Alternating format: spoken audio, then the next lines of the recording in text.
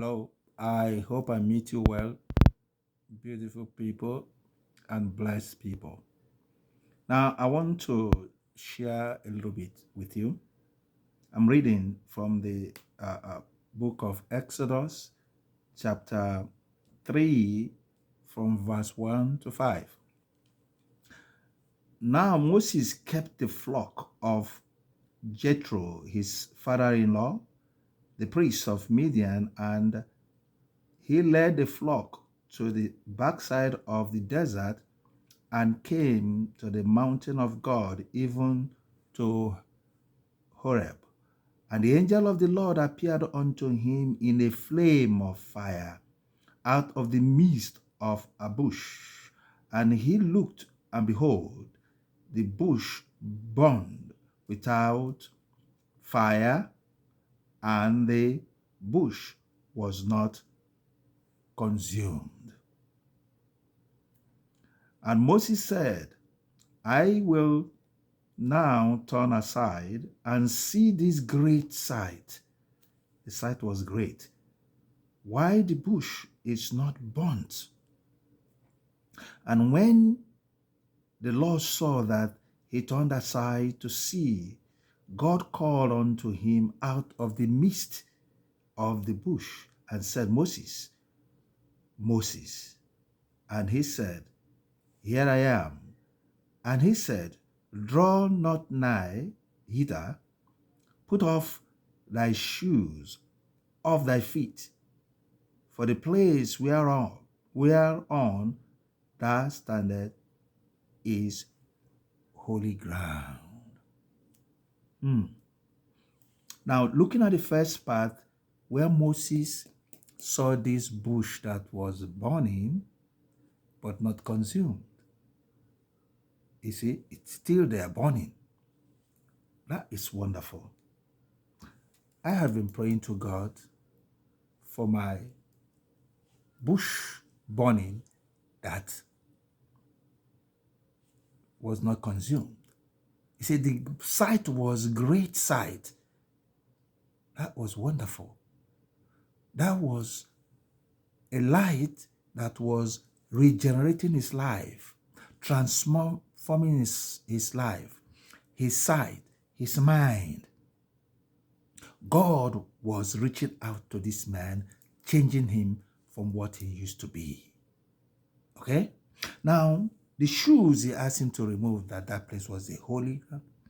These shoes he has used to walk around, do evil, do all sorts of things. God is trying to say, hey, come on, remove this thing. It's your past. You're coming into a new covenant with me. You see, remove the shoe. That shoe is hindrance. Because some people still walk with the shoes on the holy ground. And the Lord is saying, come on, remove the shoes.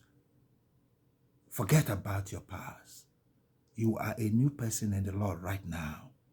Now, I'm going to read another place in the book of Mark. Mark chapter 10, from verse 46. And they came to Jericho.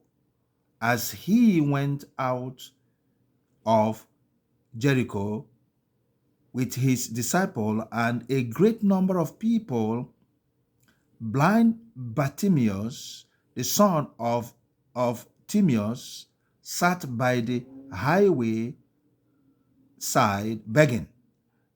And when he heard that it was Jesus of Nazareth, he began to cry out, because he has heard about Jesus before. Now Jesus is coming closer to him, and he began to cry out and say, Jesus, Son of David, have mercy on me.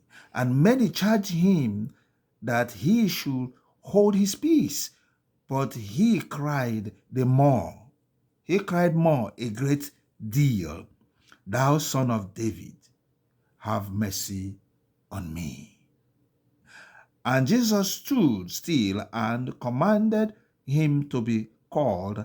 And they called the blind man, saying unto him, Be of good comfort. Rise, he calleth thee. And he casting away his garment, rose and came to Jesus.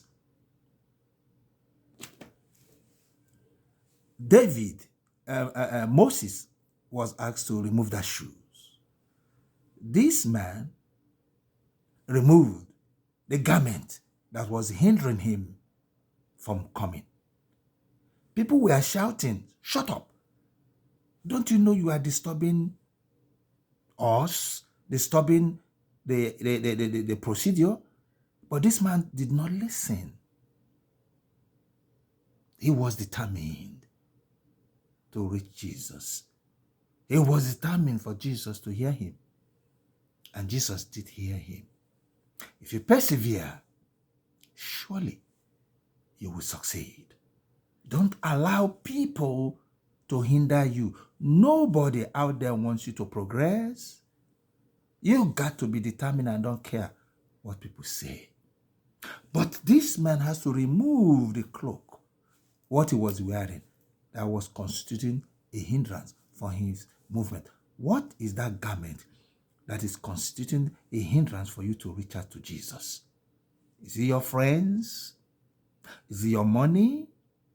Is it the situation you are in? What is it? Whatever that garment is, come on, drop it, man, and reach out to Jesus. Drop it.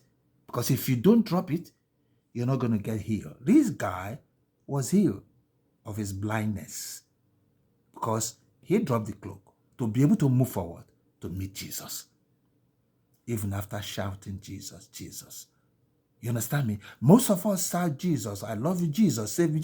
But yet we are carrying a whole lot of load, a whole lot of burden. We are carrying what you shouldn't carry, what you should drop. Begin to drop them today and run to meet Jesus. God bless you.